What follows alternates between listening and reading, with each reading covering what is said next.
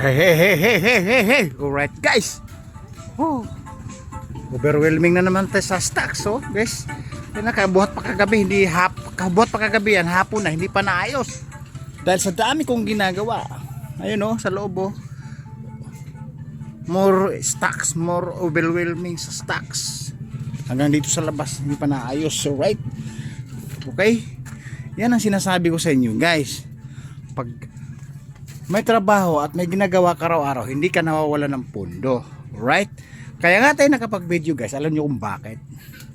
Ay siyempre, bagong ligo ako. Bagong nag-ayos ng mga stocks. Kanang maaga pa ako nag-ayos ng mga stocks hanggang tanghali. Tapos kumain ng tanghalian. Tapos mga bandang alas 2 sa stress. Kumana na naman ako dahil di matapos-tapos yung gawain. Kaya tayo nakapag-video, guys. Dahil nangako po ako sa inyo na pag may kayamanan ng Pilipinas na isi-share ko muli sa inyo. Right? Eh, matagal-tagal na rin tayo na walang sharings, di ba? Alright, and guys, kagabi pa yun na yan, kasi nung isang araw nakapagbenta deliver po kami, kaya unang araw po yung stocks na yan, ito kasama to again, kaya nga tayo nakapag video, guys. May kayamanan na naman akong i-share sa inyo, talagang manghihinayang na naman kayo, o diba, ito binubuksan ko itong supot na itim na to, guys, ito, ang daming ilaw, guys, ayun legit. Alam nyo, guys, wag binilin to sa construction supply, alam nyo 35 o 40 pesos ang bawat isa nito. Ilan yun, 4 puro may laman po yan, manghinayang ka, kaya nga may count, guys. Ilalapag ko lahat yan, right? Again, guys, 35-40 po to pag binili mo to sa construction supply. Pero pag binili mo to sa mini store, sa tindahan natin dito sa mga kapitbahay, tindahan ng dyan sa kanto, aba, hindi mo to mabibili ng 40 pesos, 30, di ba? Dami di ba, nakapag-sharing na naman ako sa inyo, ayan. Kadami. Alright. Dami ng kayamanan ng Pilipinas. Tapos, guys, ang tanong, guys, may kasama pa, may kasama pa, alright, lock po to ng lock po to ng open door, closed door, exit door ng mga salamin ng mga pintuan, payayamanin, alright. Tapos may kasama pong guys, cordon. Tapos may kasama pong dalawang ito, alright. Ito. Telephone long distance.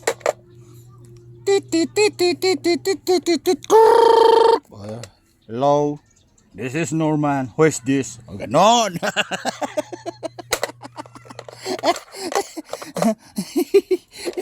Di ba nakita mo, sayang. Okay, sayang po. Tapos may isa pa kayo kasama. Alright, ito, sasampulan natin to.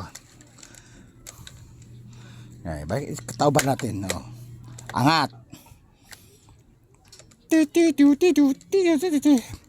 Hello, long distance company. Alright. Ang sayang na naman. Guys, dalawang telephone company. Alright. Ito, guys, nakakabit sigurado sa sa may mga PLDT o Globe Network. Alright, dalawa po. Ito, guys, sayang to. Mapupunta lang to sa Bakalan. Sa Bakalan bagsak nito, promise. Alright. Ayan, babagsak na andun yung mga bakal, guys. Pagsamahin natin dyan. Pero aloy po yung kalahati nun. Guys, kaya ako nang hinayang, guys. Ang daming ilaw. Siguro, guys, to? Yung bintahan ng mga mga ilaw. Alright, meron na yung 10. Ang dami. Matipid sa ilaw to kasi hindi naman siya XL yung ilaw Ang dami, guys, dami. Alright. Ang dami. Meron pa. Wow.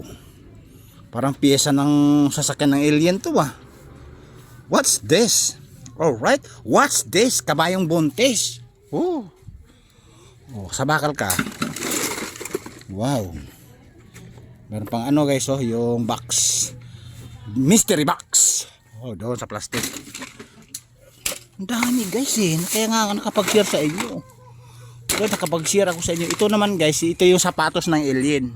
Alright, oh, maraming ka naglalaman sa akin, sapatos ng alien. Tapos may kasamang bakal guys. So, sayang. O, bakal po to. Yun, doon ka sa bakalan. Ang dami. Alright. Oh, teka. Oh, yes, so bakal oh. Pasinir ang tawag nito, yung pangbutas ng mga papel sa opisina. Ito, okay. Ito naman hose ng ano to guys, hose ng heavy duty na mga halimbawa bulldozer, hand tractor, ito yun. Ito yung kadalasan na ginagamit sa mga compressor sa nagpo-produce ng hangin na ganon. Ito naman ng ano guys, blower ng mga green na tao, blower ng alien. Alright, marami na maganda naman sa akin. Oh, tapos guys, ito dynamo po ito, may tanso po sa loob. Oh. Naku, napakamahal pa naman ang kilo ng tanso.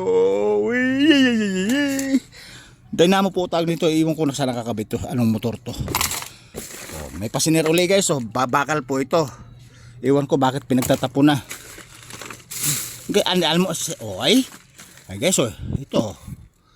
Yan sinasabi ko sa inyo guys, oh.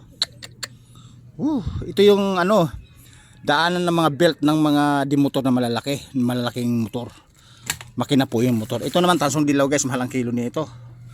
Alright, dami. Ang dami na ng mga ilaw.